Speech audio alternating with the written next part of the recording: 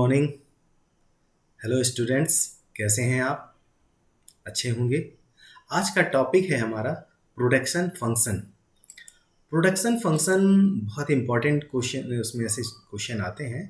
और इस चैप्टर को पढ़ने से पहले हमें बेसिक टर्म्स जानना आवश्यक है कि उत्पादन क्या है और उत्पादन हम क्यों करते हैं।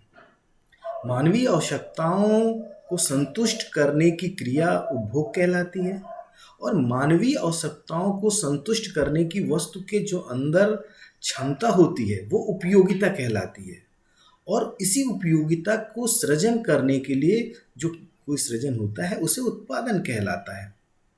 अब जिन साधनों के द्वारा उत्पादन होता है हम उन्हें उत्पादन के साधन कहते हैं। श्रम, भूमि, पूंजी, तकनीकी, साहसी।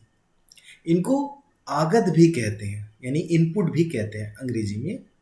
और दूसरा है कि निर्गत, यानी कि आउटपुट। उत्पादन के साधनों के द्वारा जो भी उत्पादन प्राप्त होता है उसे निर्गत या आउटपुट कहते हैं। तो यहाँ हम देख रहे हैं कि output is a function of labour, capital, technology. यानी कि लेबर पे डिपेंड करता है, कैपिटल पे डिपेंड करता है, टेक्नोलॉजी पे डिपेंड करता है और बहुत सी सारी चीज़ों पे डिपेंड करता है। तो output is a function of input. तो हमने देखा कि आउटपुट और इनपुट के बीच में एक टेक्निकल रिलेशन होता है, तकनीकी संबंध होता है। और यह तकनीकी संबंध यह बताता है कि इनपुट की एक निश्चित मात्रा के द्वारा कितना आउटपुट प्राप्त किया जा सकता है। मतलब लेबर, कैपिटल, टेक्नोलॉजी के द्वारा कितना आउटपुट प्राप्त किया जा सकता है और इसे ही उत्पादन फलन कहते हैं। अब आता है कि उत्पादन फलन कितने प्रकार का होता है। उत्पादन फलन दो प्रकार के होते हैं, अल्पकालीन उत्पादन फलन और दीर्घकालीन उत्पादन फलन। तो अल्पकालीन उत्पादन फलन और दीर्घकालीन उत्पादन फलन। अब अल्पकालीन उत्पादन फलन के अंतर्गत उत्पादन के कुछ साधन स्थिर रहते हैं और कुछ साधनों में परिवर्तन किया जाता है। तो जिन साधनों में परिवर्तन किया जाता है तो उसका उत्पादन पर क्या प्रभाव पड़ता है, इस बात का अध्ययन हम अल्पकालीन उत्पादन फलन के अंतर्गत कहते हैं। इसे हम परिवर्तनशील अनुपात का नियम भी कहते हैं।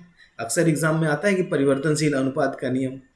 और फिर आता है दीर्घकालीन उत्पादन फलन। दीर्घकालीन उत्पादन फलन में उत्पादन के सभी साधनों में परिवर्तन होता है। उत्पादन के सभी साधनों में परिवर्तन होता है तो उसका उत्पादन पर क्या प्रभाव पड़ता है, इसे हम पैमाने का प्रतिफल भी कहते हैं। अब पैमाने के प्रतिफल स्थिर भी हो सकते हैं, वर्धमान भी हो सकते हैं और ह्रासमान भी होते हैं। तो मुझे विश्वास है कि आपको ये समझ में आया होगा और अच्छी तरह से भी हम समझाने का प्रयास करेंगे। अगले वीडियो में मैं आपको परिवर्तनशील अनुपात के नियम को बताऊंगा। Thank you.